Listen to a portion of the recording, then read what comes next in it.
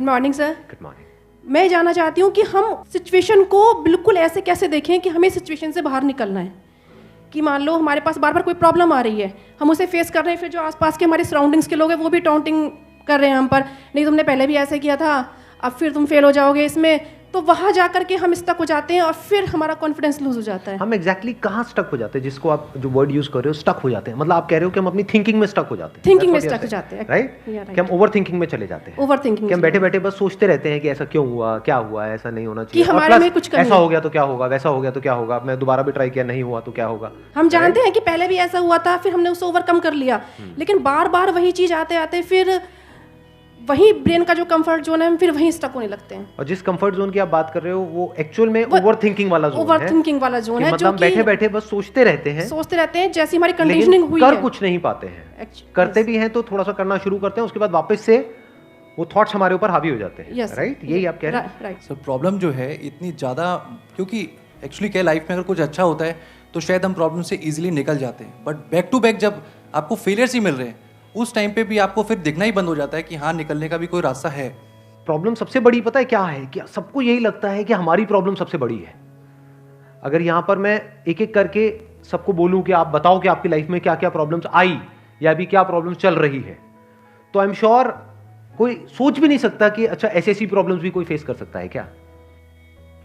तो इन प्रॉब्लम्स के बावजूद भी कुछ लोग आगे बढ़ पाते हैं, कुछ नहीं बढ़ पाते हैं। That is the big question कि एग्जैक्टली हम स्टक कहां पर होते हैं। क्या हम एक्चुअल में लाइफ में प्रॉब्लम्स में फंसते हैं या उन प्रॉब्लम्स को लेकर के जो हमारी थिंकिंग है वहां फंसते हैं? सबसे पहले ये चीज हमको क्लियर होना चाहिए। तो जो हम कह रहे हैं फंस गए हैं, हम एक्चुअल में प्रॉब्लम्स में नहीं फंसे हैं, क्योंकि प्रॉब्लम्स तो सबकी लाइफ में है। हम एक्चुअल में थिंकिंग में फंस जाते हैं। राइट। ये पॉइंट सुनने में छोटा लग रहा होगा, but it is a very big point two understand in life, जो 99% लोगों को नहीं समझ में आता है। हम क्या समझते हैं कि हम प्रॉब्लम्स में फंस गए हैं, क्योंकि the moment you say that, तो जब तक प्रॉब्लम्स रहेगी तब तक आप फंसे रहोगे। और प्रॉब्लम्स कब तक रहेंगी? लाइफ टाइम, जब तक लाइफ रहेगी। Right. But the moment you से कि मैं प्रॉब्लम्स में नहीं फंसा हूं, प्रॉब्लम्स मतलब लाइफ में नहीं फंसा हूं, मैं लाइफ के बारे में जो मेरी थिंकिंग है उधर मैं फंस गया हूं जाकर के। अब मैं उस थिंकिंग को कैसे चेंज करूं? Right. If you say that, तो वो आपके हाथ में पूरा कंट्रोल है। But if you ask me this question कि मेरी लाइफ की जो प्रॉब्लम्स हैं वो कैसे सॉल्व हो, तो उसका कोई जवाब नहीं है, क्योंकि वो कभी नहीं होगा। आज आपकी एक प्रॉब्लम है, वो सॉल्व हो भी जाएगी, कल कोई और प्रॉब्लम आ जाएगी, परसों कोई और आ जाएगी, फिर कोई और आ जाएगी, फिर कोई और आ जाएगी। Right sir. तो कैसे हम अपनी थिंकिंग को चेंज करें? सिंपल। थिंकिंग चेंज हो गई तो सब चेंज हो जाएगा। सब चेंज हो जाएगा, क्योंकि प्रॉब्लम्स को देखने का नजरिया बदल गया तो प्रॉब्लम बदल गई। एक बंदा जिसकी थिंकिंग नहीं फंसी हुई है, उसको आप चारों तरफ से फंसा दो, वो निकल जाएगा।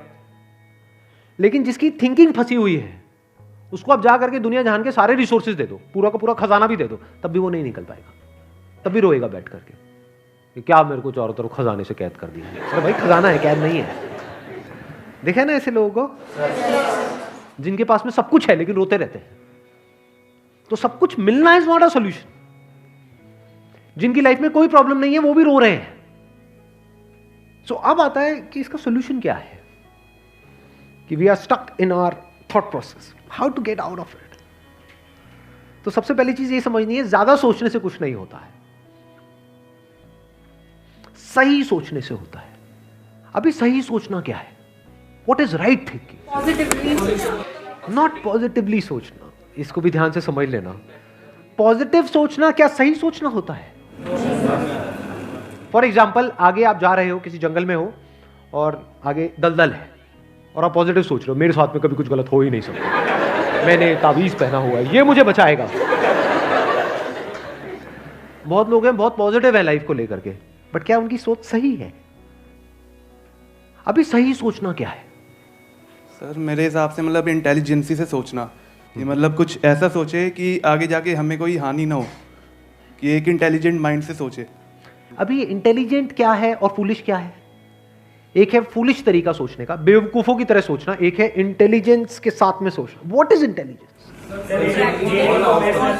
जिसको हम इंटेलिजेंस कहते हैं वो इंटेलिजेंस क्या है? साइंस को इंटेलिजेंस कह सकते हैं? नहीं कह सकते। नहीं कह सकते। तो किसको कहोगे? सुपरस्टिशंस को इंटेलिजेंस कहोगे? सुपरस्टिशंस मतलब क्या? बिलीफ, कुछ भी मान रखा है उसको पकड़ के बैठे हुए उसके हिसाब से एक्ट कर रहे हैं। उसको इंटेलिजेंस कहोगे या साइंस जिस तरीके से आगे बढ़ रही है उसको इंटेलिजेंस कहोगे? एग्जैक्टली। तो साइंटिफिक वे ऑफ थिंकिंग समझना पड़ेगा, वो क्या है, उसको अपनी लाइफ में लगाना पड़ेगा, तब आप कह सकते हो आपकी जो थिंकिंग है वो सही है। अब ये साइंटिफिक थिंकिंग मतलब क्या? रियलिटी को एज इट इज देख लेना, दैट इज साइंटिफिक थिंकिंग। यही तो है, और क्या है? There are laws of this universe, उसको एज इट इज देख लेना, उसको ऑब्जर्व करना, यही तो है साइंटिफिक थिंकिंग। उन लॉज को बदलना नहीं, क्योंकि साइंस बदल नहीं सकती उन लॉज को। लॉ ऑफ ग्रेविटी को साइंस बदल नहीं सकती है, उस लॉ को समझ करके उसके हिसाब से एक्ट कर सकती है। इसी साइंटिफिक थिंकिंग को अगर हमको अपनी लाइफ में लगाना हो तो इसका मतलब क्या? एक थिंकिंग हो सकती है लाइफ से रिलेटेड, जो भी आपके दिमाग में कचरा भरा पड़ा है बचपन से लेकर के आज तक, जैसा आपको समझाया गया है लाइफ के बारे में। किसने समझाया है? वो लोग जो खुद नहीं समझते, लाइफ के बारे में अपने अपने बिलीव्स बनाए हुए हैं, अपने अपने स्टैंड पॉइंट से लाइफ को देख रहे हैं। फॉर एग्जाम्पल, कोई हिंदू है तो एक तरीके से लाइफ को देख रहा है, कोई मुस्लिम है तो अलग तरीके से लाइफ को देख रहा है, क्रिश्चियन है तो अलग तरीके से देख रहा है। क्या सही है इन तीनों में से? कि तीनों को सही थिंकिंग कह सकते हैं? ना, क्योंकि आपस में लड़ झगड़ रहे हैं। साइंस में कोई लड़ाई झगड़ा होता है? अगर मैं किसी साइंटिफिक फैक्ट के बारे में बात करूंगा, क्या कोई हिंदू, मुस्लिम, क्रिश्चियन आकर के आपस में लड़ सकते हैं? नहीं। तो ये सही थिंकिंग है। एक है जो हमें सही लगता है, एक है जो सही होता है। दोनों में जमीन आसमान का फर्क है। एक है जो आपको सही लगता है, एक है जो सही है। तो साइंटिफिक थिंकिंग का मतलब क्या, अगर इसको हमको लाइफ में लगाना हो तो, यानी लाइफ को आप एज इट इज देखो, ऑब्जर्व करो, फिर उसके बारे में सोचो। This is scientific thinking. और ये जो फंडा जिसकी मैं बात कर रहा हूं, इसको आप लाइफ के किसी भी एस्पेक्ट में लगा सकते हो। इसको बिजनेस में लगा सकते हो, इसको जॉब में लगा सकते हो, इसको रिलेशनशिप में लगा सकते हो, इसको हेल्थ में लगा सकते हो। बिजनेस क्या है अगर रियलिटी को एज इट इज देखना नहीं है तो? अब ये जो आपने कहा कि बिजनेस में सब झूठे भरे पड़े हैं, क्या ये सच है या आपका अपना एक स्टैंड पॉइंट है? अभी इन्होंने बोला कि बिजनेस में सब झूठे भरे पड़े हैं। अभी ऐसे ही यहाँ पे मैं अलग अलग लोगों से अलग अलग बातें पूछूंगा ना, तो सब बड़े कॉन्फिडेंस से बोलेंगे, as if they know it for sure. जैसे मैं पूछूंगा, हाँ भाई यहाँ पे किसी मेल का किसी का ब्रेकअप हुआ होगा, तो सारी लड़कियां ऐसी होती हैं, सब धोखेबाज हैं। ऐसे ही कोई लड़की से पूछूंगा, वो आकर के बोल देगी, सर ये तो मर्द जात तो है ही ऐसी, इससे कुछ हो ही नहीं सकता। क्या ये सच है या आपका अपना एक स्टैंड पॉइंट है, अपना आपका एक बिलीफ है? तो ध्यान से समझ लेना, इसका जो सबसे पहला स्टेप है वो है अंदर जो भी कुछ पड़ा हुआ है आपके, जो भी आपने मान रखा है उसको छोड़ दिया। अब आप हल्के फुल्के हो गए, अब एज इट इज देखा लाइफ को, लाइफ को ऑब्जर्व किया as life, not my life. For example, anger, क्या एंगर आपका है? बट आप एंगर का सोल्यूशन कैसे निकालते हो? मुझे गुस्सा आता है, मुझे गुस्सा नहीं करना है। कभी भी आप एंगर का ऐसे सोल्यूशन निकाल ही नहीं सकते। सिर्फ आपको आता है गुस्सा या सबको आता है? सबको आता है। तो क्या एंगर सिर्फ आपकी प्रॉब्लम है या एंगर एक लाइफ की प्रॉब्लम है? Fear, if you can look at fear, not your fear और माई फियर, फियर, डर है ना, वो डर क्या है? Can you look at it? इसको बोलते हैं साइंटिफिकली चीजों को देखना। रिलेशनशिप, नॉट माई रिलेशनशिप और योर रिलेशनशिप, रिलेशनशिप। तो इस तरह से जब हम चीजों को देखते हैं ना, not from a subjective point of view but from an objective point of view, जैसे एक साइंटिस्ट देखता है, जैसे एक साइंटिस्ट ऑब्जर्व करता है, वहां पे ना खुश हुआ जाता है, ना परेशान हुआ जाता है, ना पॉजिटिव हुआ जाता है, ना नेगेटिव हुआ जाता है। This positive and negative is your stand point, is a subjective point of view. In objective reality, उसमें खुश क्या होना है और दुखी क्या होना है, वहां पर सब कुछ क्लियरली नजर आ रहा होता है। वहां पे कभी भी हमारी थॉट प्रोसेस स्टक नहीं होती है, हम फंस ही नहीं सकते। बिलीफ्स में आप गारंटेड फंसोगे। शॉर्ट टर्म में वो अच्छे लग रहे होते हैं क्योंकि वहां पे कंफर्ट मिलता है।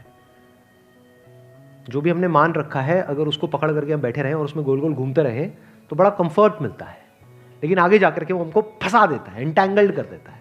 बट जो रियलिटी है वो धीरे धीरे धीरे धीरे आपको आजाद करती रहती है, जितना आप रियलिटी को समझ जाते हो उस लेवल तक। यानी कि अगर इसको मैं पूरा समअप करूं, जो भी मैंने अब तक कहा है उसको, ये सेशन शुरू कहाँ से हुआ था? फेलियर से हुआ था कि एक के बाद एक हमने लाइफ में बहुत सारे फेलियर्स फेस करे हैं। तो अब अपने फेलियर्स को ऑब्जर्व मत करो, अपने को बीच में से हटा दो, ऑब्जर्व करो ये जो फेलियर्स हैं ये क्या है। तो you will start seeing the nature of those failures, you will start seeing the causes of those failures. For example मेरी लाइफ है, अगर मेरे को उसको ऑब्जर्व करना है, दो तरीके हो सकते हैं। एक ये, अब मैं अपनी लाइफ में थोड़ा सजा रहा हूं जिससे कि आप उसको रिलेट कर सको। मैंने पास में कुछ गलतियां करी, बहुत बड़ी बड़ी गलतियां करी, मेजर लॉसेस हुए, तो एक एंगल तो ये हो सकता है मैं ऐसा कैसे कर सकता हूं। दूसरा ये है कि मैं ऑब्जर्व करूं कि एग्जैक्टली वो गलती क्या थी और उसका कॉज क्या था।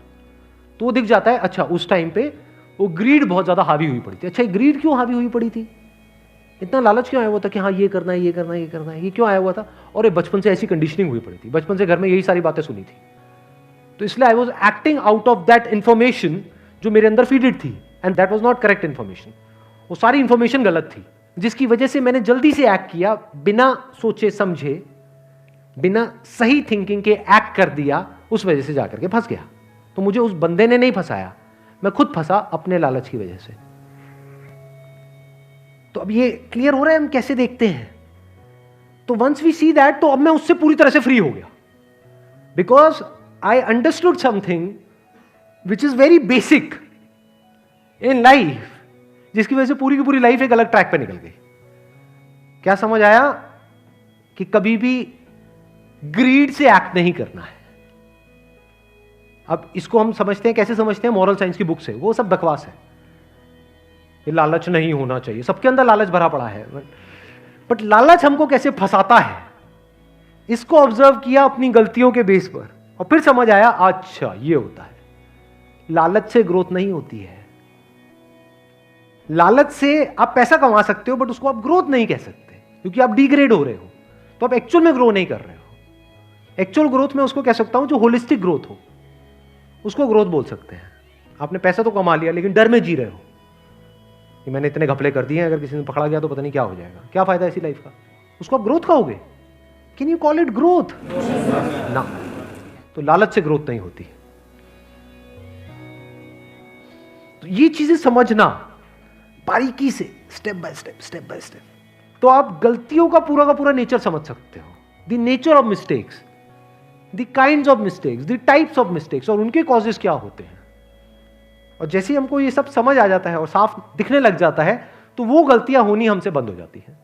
और जितनी भी गलतियां हो सकती हैं, उन सबके अगर नेचर समझ आ जाते हैं, तो गलतियां होने की पॉसिबिलिटी फ्यूचर में ऑलमोस्ट खत्म हो जाती है। प्लस जब समझ आ गई है उसकी रियलिटी, तो वहां पे ओवर थिंकिंग के लिए जगह नहीं होती है, आप थिंकिंग में स्टक नहीं होते हैं। Wish you all the very best, thank you so much for coming.